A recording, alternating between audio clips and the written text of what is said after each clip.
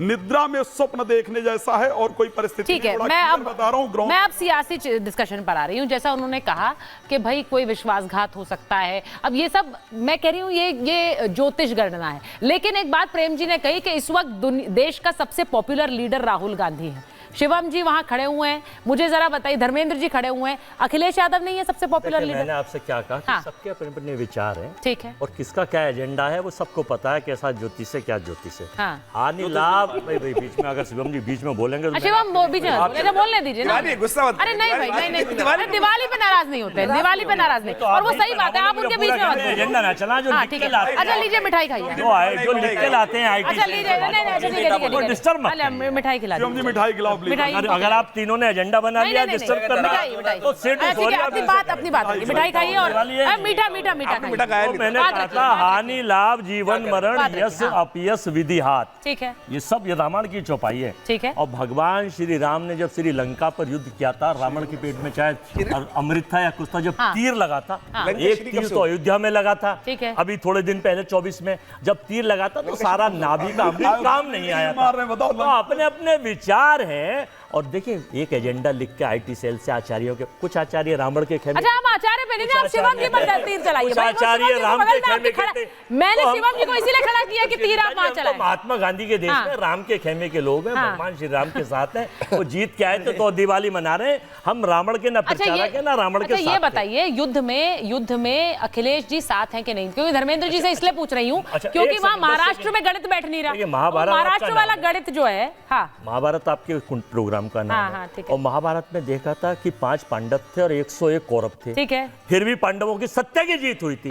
तो असत्य पर सत्य की जीत होती है, प्रोपोगंडे की जीत ना होगी। अब मुझे ये बता दीजिए, प्रोपोगंडा चलाइए। मैं एक बार योगी आदित्यनाथ पर चर्चा करना चाह रही हूँ, जो बहुत से लोग ऐसा मानते हैं कि आने वाले भावी प्राइम मिनिस्टर बीजेपी की तरफ से योगी आदित्यनाथ, जल्दी से उनका आंकड़े बताइए क्योंकि उस पर सियासी गणित में धर्मेंद्र जी बड़ी विडंबना है। देखिए जब भी मैं शायद बात करता हूँ, यही ज्योतिष की अपनी एक खूबसूरती है कि एक तो राहुल अखिलेश यादव की भी शुक्र में शुक्र का अंतर चल रहा है, और योगी जी का भी अप्रैल के बाद शुक्र में शुक्र का अंतर स्टार्ट हो गया है, ठीक है। अब सोचिए अभी तक अप्रैल तक जो योगी जी का था उसमें केतु की दशा के कारण शायद जो रिजल्ट वो यूपी में प्राप्त करना चाहते थे वो नहीं प्राप्त हो पाया। लेकिन क्योंकि सत्ता का जो स्वामी शुक्र है योगी जी की कुंडली में, उसकी दशा और अंतरदशा होने के कारण मेरी दृष्टि से योगी जी दोबारा अपने पद पर काबिज होंगे।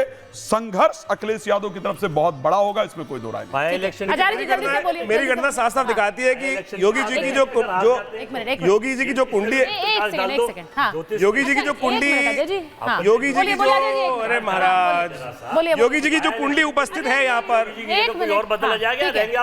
अरे हमारी भी सुन लो महाराज, वर्मा जी काहे गुस्सा हो रहे हो? वर्मा जी काहे गुस्सा हो रहे हैं? दिवाली है, आग लगाओ ना, आप काहे को परेशान हो रहे हो? योगी जी की कुंडली में इस वक्त जब बृहस्पति, जब शनि परिवर्तन होने का योग बना रहा है, ये जो आसान है, यूपी की राह आसान नहीं है, साफ साफ समझना, यूपी की राह बिल्कुल आसान नहीं है कि आने वाले जो 2 साल है ये बहुत उठापटक वाले दिखाई दे रहे हैं। और योगी जी का जो ट्रांजिट शनि महाराज इस वक्त करने वाले हैं मीन राशि के अंदर जो जाएंगे, ये बहुत ज्यादा रास्ते को बड़ा भारी कटीला बनाने वाले हैं, और उनके लिए आसान रास्ता बिल्कुल नहीं दिखाई देता जो मुझे दिखाई देती है। लेकिन दूसरी तरफ यदि अखिलेश यादव की जन्मपत्री को देखें, वहां पितृदोष बना हुआ है, वहां पितृदोष बना हुआ है जो उनके द्वारा कृत्य किया गया। अरे यार सुन लो साफ साफ, अगर नहीं समझ में आती तो छोड़ देना, नहीं करो उपाय करो ना, ज्योतिष के अंदर उपाय भी है, तो आप पश्चाताप करने का प्रयास करो, जो गलती हुई है उसका पश्चाताप करेंगे तो मुझे लगता है परिवर्तन का योग बना सकते हैं। एक बार वो कह रहे हैं कि फिर से सत्ता पर काबिज हो सकते हैं। देखिए अब मुझे नहीं पता 27 में क्या होने वाला है, लेकिन अभी बाय इलेक्शन में क्या होने वाला है, क्योंकि उससे बहुत सारे गणित फिट होंगे।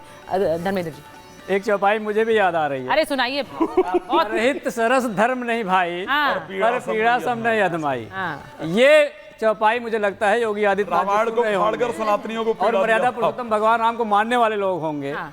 अगर मर्यादा पुरुषोत्तम भगवान राम के इतिहास को आप देखोगे, जो आज पर्व हम मना रहे हैं उन्हीं की वजह से मना रहे हैं। उन्होंने प्रकाश दिया था, और प्रकाश कैसे दिया था मैं उसको 1 मिनट में बताना चाह रहा हूँ। जब भगवान ने उन्हें एक बड़े काम के लिए नियत किया, मर्यादा पुरुषोत्तम भगवान राम को एक राक्षस का वध करना है, तो वध करने जब वो गए तो माता सीता को साथ ले गए, अपनी धर्मपत्नी अर्धांगिनी को साथ ले गए, अपने भाई को साथ ले गए, ये भारत की संस्कृति का सबसे छोटा समाजवाद का उदाहरण है। इसी का उदाहरण लेकिन भारतीय जनता पार्टी के लोग, सुन लीजिए, अब भारतीय जनता पार्टी के लोग ना मर्यादा पुरुषों भगवान राम को मानते हैं, उनको लाने का दुस्साहस अगर कोई करता है तो भारतीय जनता पार्टी के लोग करते हैं। ये अहंकार में चूर होने की बात है।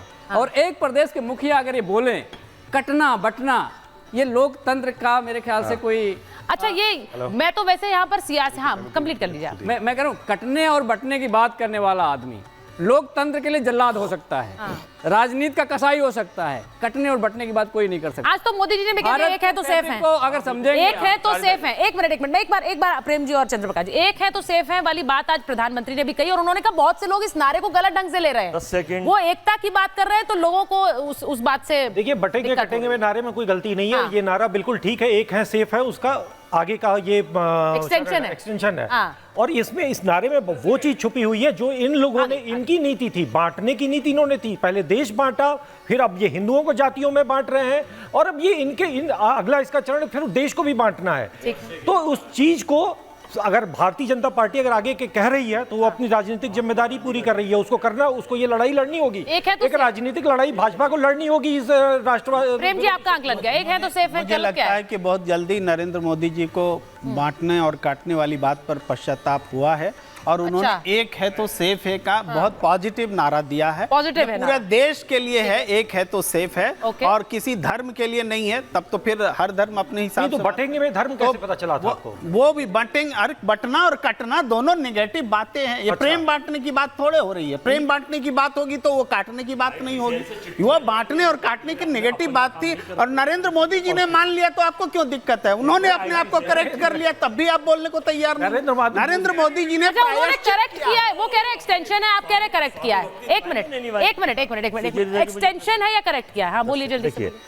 अखिलेश जी की बात हो रही थी, 2014 में चीफ मिनिस्टर थे, मुझे नहीं पता इनके पास उनका नकली डेट बर्थ है, असली उनकी 2 डेट ऑफ बर्थ है, एक असली एक नकली। ठीक है मेरी, हाँ ठीक है, वो भाई वो जानते हैं जो मैं मिला, मेरे बात करके ऐसे मुझसे उन्होंने 10 मिनट बात करी, मैंने उन्हें बताया, और इन्हें मैंने बताया, उन पर चर्चा करी कुंडली पे। मैंने कहा ऐसे ऐसे ये चीजें हैं। उन्होंने कहा यार देखो सुनो, मैं खुले टीवी पर आपके कह रहा हूँ, यहाँ वैसा नहीं है क्योंकि झूठ बोल रहा हूँ। बताइए। ये कि मैं इनकी मैडम जो एमपी हैं, बोले उनसे कह के सारी चीजें कराऊंगा, क्योंकि मैं इसमें विश्वास नहीं रखता।